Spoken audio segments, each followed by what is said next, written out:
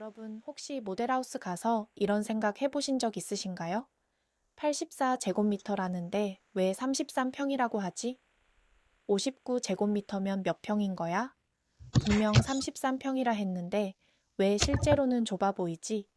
생각보다 이 부분 헷갈려 하시는 분들이 정말 많습니다. 저도 최근 모델하우스를 갔는데 한 부부가 상담사분이랑 실랑이 하는 걸 봤어요. 84제곱미터면 25평 아니냐? 근데 왜 가격은 33평 가격이냐? 사실 이건 부동산 처음 보시는 분들이 거의 한 번씩은 헷갈리는 부분입니다. 근데 중요한 건 이걸 모르고 집을 보면 같은 아파트도 완전히 다르게 보인다는 겁니다. 오늘 영상 하나로 84제곱미터가 왜 33평이라고 불리는지 전용 면적, 공급 면적 차이까지 진짜 쉽게 정리해 드리겠습니다. 안녕하세요. 아끼고 불리고 확장하는 투자자 위켄세입니다. 우리가 흔히 말하는 24평, 33평, 40평 이런 개념은 사실 대부분 공급 면적 기준으로 익숙해져 있습니다. 근데 요즘 분양시장이나 모델하우스를 보면 84A, 59A처럼 전부 제곱미터로 표시되어 있죠. 그래서 많은 분들이 84제곱미터면 그냥 25평 아니냐고 생각합니다. 왜냐하면 84에 0.3 곱하면 대략 25평 정도가 나오거든요. 근데 여기서 중요한 건 아파트에는 전용 면적과 공급 면적이 따로 있다는 겁니다.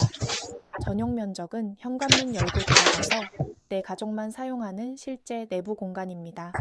쉽게 말하면 거실, 방, 주방 같은 공간이죠. 반대로 공급 면적은 전용 면적에다가 복도, 계단, 엘리베이터 같은 공용 공간까지 포함한 개념입니다. 그래서 우리가 흔히 말하는 국민평형 33평은 사실 전용 84제곱미터 아파트인 경우가 많습니다. 즉, 전용은 25평 정도인데 공용 면적이 포함되면서 33평형으로 불리는 겁니다. 그리고 여기서 많은 분들이 놓치는 게 하나 더 있습니다. 바로 서비스 면적입니다. 대표적인 게 발코니, 베란다 같은 공간이죠. 같은 전용 84인데도 어떤 집은 훨씬 넓어 보이는 이유가 바로 이 서비스 면적 차이 때문입니다. 특히 요즘 신축은 광폭 발코니나 확장 구조가 잘 나와서 실사용 면적 체감이 굉장히 커졌습니다. 그래서 저는 아파트 볼 때 단순히 평수만 안 봅니다. 전용 면적이 얼마인지, 서비스 면적이 얼마나 잘 빠졌는지, 동구조가 어떤지 이런 걸 같이 봅니다. 그리고 여기서 진짜 쉽게 평수 계산하는 팁 하나 드릴게요. 59제곱미터, 84제곱미터, 113제곱미터처럼 나오면 맨 끝자리 떼고 3 곱하면 됩니다. 59제곱미터는 6 곱하기 3은 18평, 84제곱미터는 8 곱하기 3은 24평, 113제곱미터는 11 곱하기 3은 33평, 이렇게 대략 계산하면 됩니다. 현장에서는 이 방법만 알아도 평수감 잡기가 훨씬 쉬워집니다. 근데 여기서 또 하나 중요한 게 있습니다. 왜 어떤 아파트는 33평, 34평, 35평처럼 같은 전용인데 평형이 다를까요? 이건 공용면적 차이 때문입니다. 엘리베이터 공간이 넓거나 복도 구조가 다르거나 주거 공용면적 비율이 다르면 같은 전용 84라도 공급 평수가 달라집니다. 그래서 35평이라고 무조건 집 내부가 넓은 게 아닙니다. 결국 중요한 건 내가 실제로 사용하는 공간이 얼마나 잘 나왔느냐입니다. 그리고 마지막으로 왜 아직도 평 대신 제곱미터를 쓰는지 궁금하신 분들도 계실 텐데요.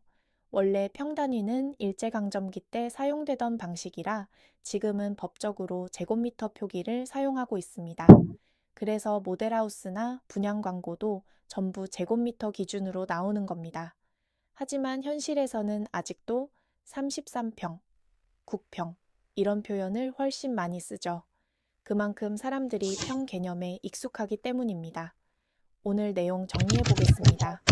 전용 면적은 내 가족이 실제 사용하는 공간, 공급 면적은 전용 면적 더하기 공용 면적, 그리고 실사용 체감을 결정하는 건 서비스 면적까지 포함해서 봐야 한다는 점.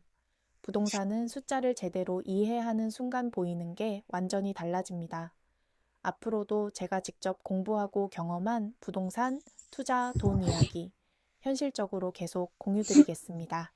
작은 채널이라 구독 안 하시면 다시 찾기 어렵습니다. 구독 한번 부탁드리고 오늘도 시청해주셔서